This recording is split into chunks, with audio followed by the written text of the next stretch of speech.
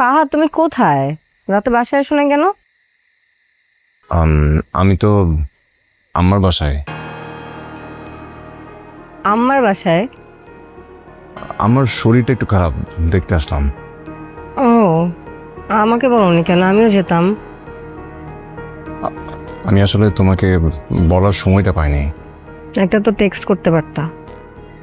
তা পারতাম, বাট আমার আমার পাশে ছিলাম তো, তাই মানে খেয়াল করিনি। এখন শরীর কিরকম ওনার? হ্যাঁ, এখন একটু বেটার, ঠিকঠাক। ওকে, ঠিক আছে। ওনার খেয়াল রাখো, কিছু লাগলে আমাকে জানাও, ওকে? হ্যাঁ হ্যাঁ, তা তো জানাবই। রাখি, বাই।